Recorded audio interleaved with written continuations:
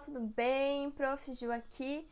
Hoje nós vamos falar um pouquinho sobre as placas tectônicas e alguns fenômenos naturais que estão ligados a essas atividades das placas tectônicas.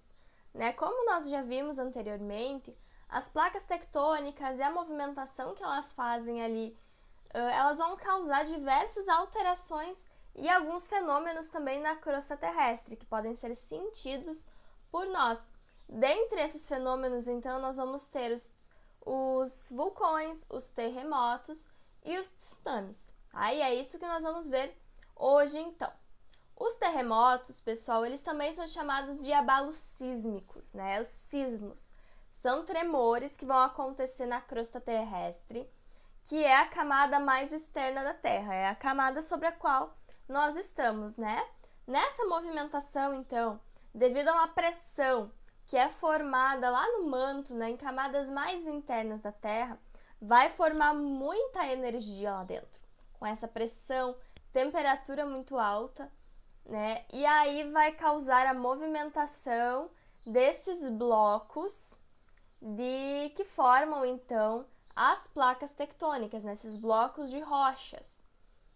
A ocorrência desses terremotos, ela está ligada então as placas tectônicas, especialmente no local que a gente chama de falha geológica, que é o encontro de uma placa e outra, ou seja, é quase como se fosse um local onde não tem placa tectônica, porque elas se encontram ali.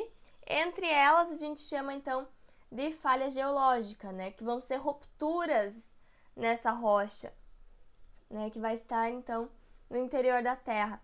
Nem sempre essas falhas, pessoal, a gente vai conseguir ver elas a olho nu, Essas falhas geológicas, elas às vezes acontecem a quilômetros abaixo da superfície, mas, como a movimentação ali é tão intensa, tem tanta pressão, tanta energia, nós ainda assim conseguimos sentir esses abalos, esses tremores aqui da superfície.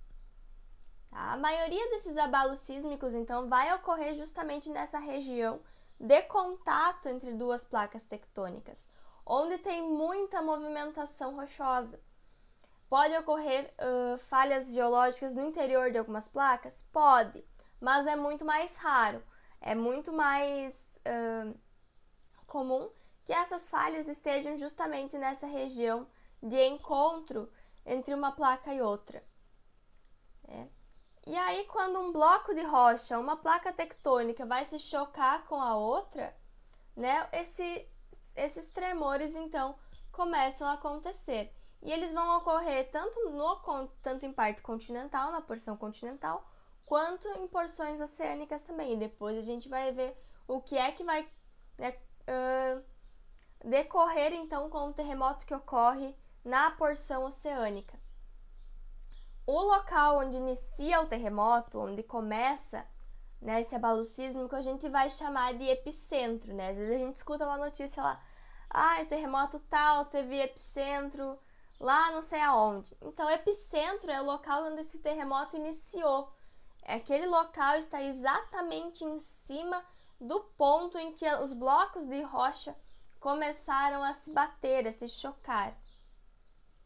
E aí, eles vão acontecer, pessoal, qual que é a profundidade desses, onde vai ocorrer esse terremoto abaixo da Terra?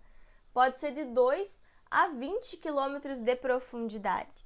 E mesmo assim, mesmo com tanta profundidade, tanta distância da superfície terrestre para o local onde eles ocorrem, nós ainda temos, então, a sensação, ainda se consegue sentir, porque é muita força, é muita energia que está envolvida ali.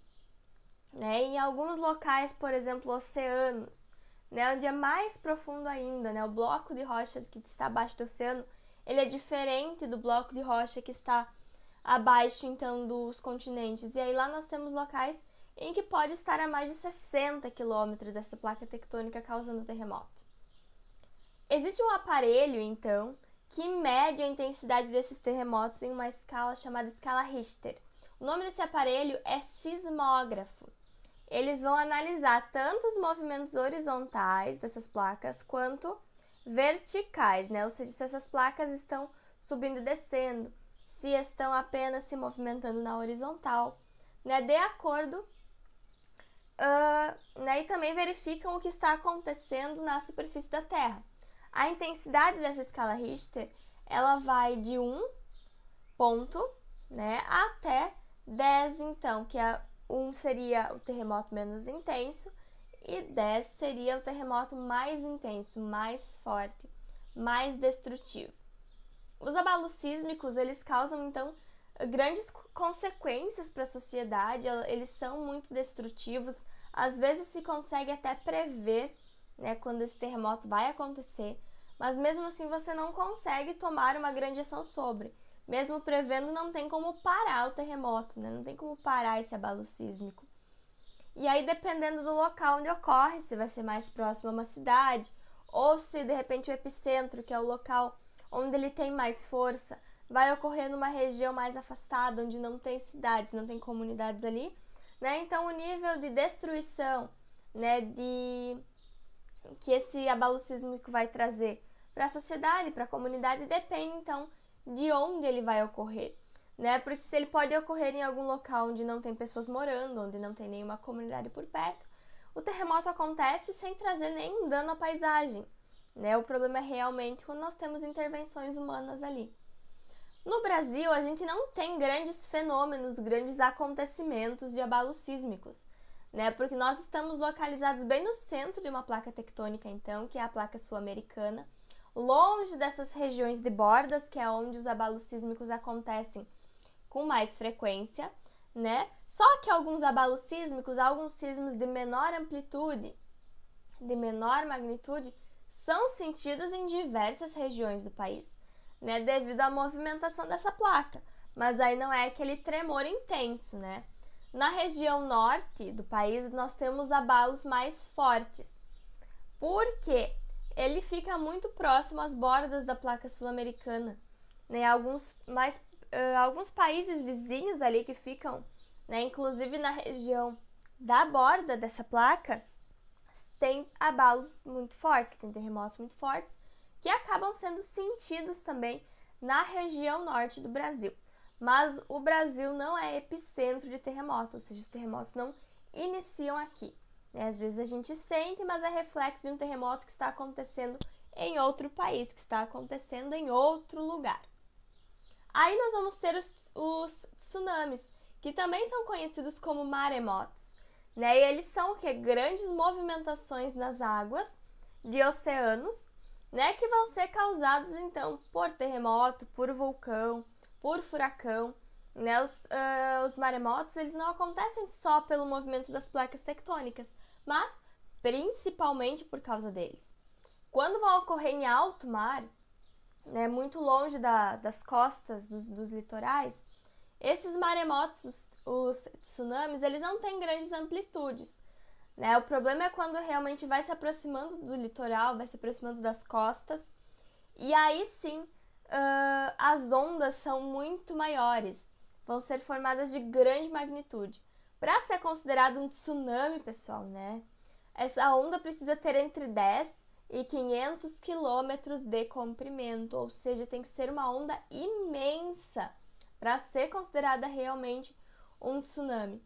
E ele se forma lentamente, ela vai se formando devagar, devagar, devagar, durante horas ou até mesmo dias, ou seja, uma onda que não passa. Ela não vai ali, quebra e volta como as ondas normais do mar. Ela vai se formando e cada vez ela vai ganhando mais amplitude. E eles vão se formar, então, principalmente devido a essa movimentação de placas tectônicas, né? Que quando vão ocorrer lá no oceano, vão ter um grande movimento dessas massas de água, né? E também vão trazer grandes prejuízos à sociedade, assim como os terremotos. Você pode até prever quando um maremoto, quando um tsunami vai acontecer, mas não existe nada que se possa fazer para impedir o acontecimento dele, né? Só preparar aquela sociedade da melhor maneira possível para que ela consiga sofrer os menores impactos possíveis, então.